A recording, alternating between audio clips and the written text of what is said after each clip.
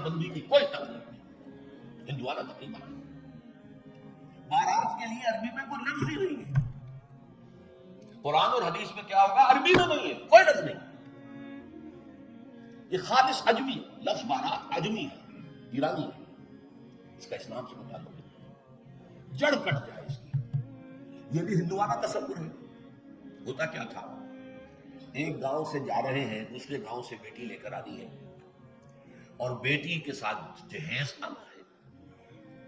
اور راستے میں ڈاکو جو ہیں وہ لوٹ سکتے ہیں، تو یہاں سے جتھا لے کے جانا ہوا، لہذا وہ جتھا بندی کر کے بارات جا رہی ہے۔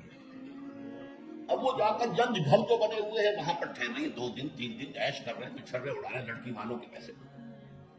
پھر وہ مال غنیمت سے گدے پھندے واپس آ رہے ہیں، لہذا وہ جتھا حفاظت کرتا تھا۔ یہ سارا ہندوؤں کا تصور ہے، اسلام سے کوئی تعلق نہیں۔ تو نمبر 1 نکاح مسجد میں، نمبر 2 کوئی دعوت طعام ہی نہیں، کوئی بھی نہیں، نو انٹرٹینمنٹ واٹس ایور لڑکی والوں کی طرف سے، اجتماع جانب مسجد، یہیں سے ڈسپرس۔ حضرت فاطمہ کو تو وداع کرانے کے لیے حضرت علی گئے بھی نہیں تھے، نکاح کے بعد کچھ خواتین حضرت فاطمہ کو لے کر حجرے میں چھوڑ آئی تھی جا کر، جو ایک انصاری صحابی نے حضرت علی کو دیا تھا، مگر ان کے پاس نکاح نہیں تھا۔ 3 باتیں ہو گئی، چوتھی بات ولیمہ جو ہے اس کی تاکید ہے۔ یہی وجہ ہے کہ جب یہ شادی پر مکمل پابندی لگائی گئی تھی، میں نے اشتہار دیا تھا کہ ولیمہ پر پابندی نہیں ہونی چاہیے۔ لڑکی والے کے ہاں تو آپ سوچئے، جو دلیل میں نے دی اس کی نفی میں، نفسیاتی دلیل بہت بڑی ہے۔ لڑکی والے کے ہاں ویسے تو لفظ شادی خوشی، وہاں بھی شادی یہاں بھی شادی، لڑکی والے کے ہاں خوشی نہیں ہوتی، اس کے گھر سے لخت جگر نور چشم نکل کر جا رہی ہے، کیسے خوشی ہو؟ مائیں رو رہی ہوتی ہیں، انہیں غشی پڑی ہوتی ہے جب بچیاں نکل رہی ہوتی ہیں، بہن بھائی رو رہے ہوتے ہیں، باپوں کے آنکھوں کے اندر بھی آنسو آئے ہوتے ہیں، نمی آئی ہوتی ہے۔ میں نے بھی 5 بیٹیاں رخصت کی اپنے گھر سے، اور آنکھوں میں نمی آئی ہے، couldn't withhold my tears۔ پھر یہ صرف یہ تو ہوتا ہے کہ ایک ذمہ داری کا بوجھ تھا، آج اتر گیا، اسے آپ انگریزی میں سائی آف ریلیف کہہ سکتے ہیں، بس کوئی خوشی نہیں۔ اس کی مثال میں دیا کرتا ہوں کہ کوئی جانور اگر قربانی کے لیے 10-15 دن پہلے آپ لے لیں، وہ بکرا کو میڈا، اور بچے اس کے ساتھ ہل جاتے ہیں، پھر کھلاتے ہیں، لے جاتے ہیں، چلاتے ہیں، تو پھر وہ عید کے دن جب آپ اسے قربان کرتے ہیں تو بچے پچھاڑے کھا رہے ہوتے ہیں، رو رہے ہوتے ہیں، اتنا لاڈ اس جانور سے ہو جاتا ہے۔ تو یہ نور چشم لخت جگر گھر سے نکل رہی ہے، 18-20 برس رہی ہے آپ کے گھر میں آ جا رہی ہے، ٹھیک ہے سائی آف ریلیف ہے، لیکن اندیشہ بھی ہوتا ہے، ذہن میں رکھیے، ہمیشہ ہوگا، پتہ نہیں بیل منڈے چڑھے نہ چڑھے، موافقت مزاج کی ہو نہ ہو، نئے ماحول میں جانا ہے، ایڈجسٹمنٹ ہو نہ ہو، اپنی حد تک پورا اطمینان کر لیا ہے، دیکھ لیا ہے، سوچ بچار کر لیا ہے، لیکن کیا کہا جا سکتا ہے؟ ایک بالکل یوں سمجھیے کہ ایک نیا ماحول ہے، نئی جگہ جا رہی ہے، لہذا وہ اندیشہ بھی موجود ہے، لہذا واقعتاً لڑکی والوں کے ہاں خوشی کا موقع نہیں ہے، ان کے ہاتھوں پلاؤ کھانا بے غیرتی ہے۔ ہاں لڑکے والے کے ہاں خوشی ہے، اس کا گھر آباد ہے، اور اسے حکم دیا حضور نے، اولموا ولو بشاۃ، ولیمہ ضرور کرو چاہے تمہارے پاس ایک ہی بکری ہو۔ وہ ایک ہی بکری در حقیقت ان کے ہاں مفلسی کی سب سے بڑی شکل ہو سکتی تھی، لیکن بھیڑیں بکریاں پالنا تو ان کا پیشہ تھا، تو کسی بار ایک ہی بکری ہے معلوم بہت ہی غریب ہے، فرمایا اسی کو ذبح کرو، کھانا کھلاؤ اپنے دوستوں کو، اپنے احباب کو، سیلیبریٹ کرو، سیلیبریشن تمہارے ہاں ہونی چاہیے، مرد کے ہاں، لڑکے کے ہاں۔ پھر اس میں بھی اس قدر حضور صلی اللہ علیہ وسلم کی تعلیم کے اندر دیکھیے توازن ہے، فرمایا، یہ مسلم شریف کی روایت ہے جو میں آپ کو سنا رہا ہوں، عن عبداللہ ابن عمر رضی اللہ تعالی عنہ ان النبی صلی اللہ علیہ وسلم قال اذا دعی احدکم الی الولیمۃ فلیجب، جب تم میں سے کسی کو ولیمے کی دعوت دی جائے تو ضرور جائے۔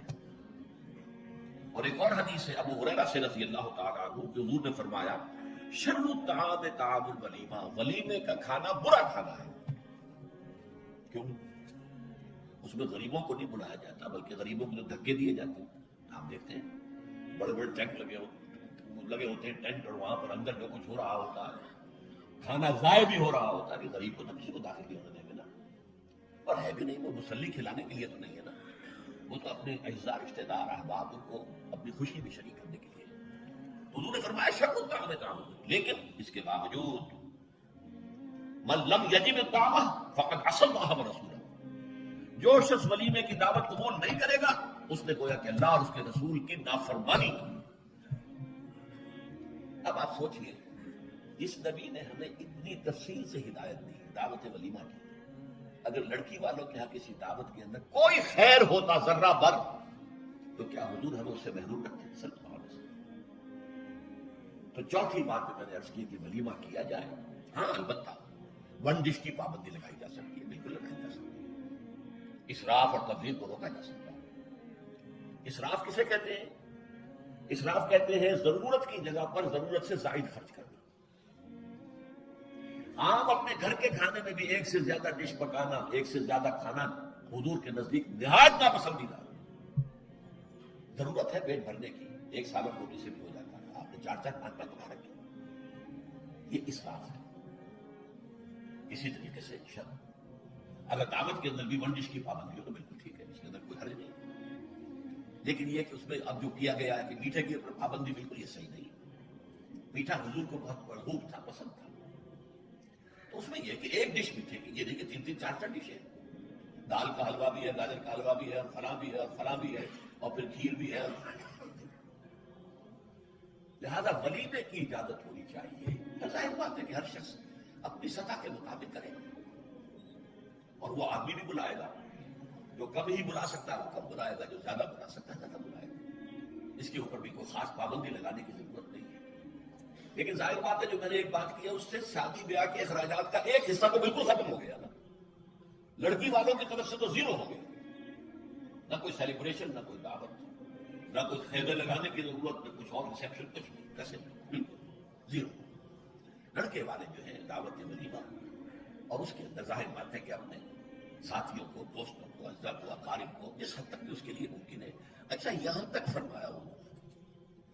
کہ اگر تمہارے کسی بھائی نے نکاح کیا ہو اور اس کے پاس کچھ بھی نہیں وہ ولیمہ کر سکے، اپنے گھر سے کھانا لے جاؤ اور جا کر اس کے ہاں بیٹھ کر کھانا، سیلیبریٹ کرو، اس کی خوشی میں شریک ہو۔ یہ کس قدر فطری تعلیمات ہے، اور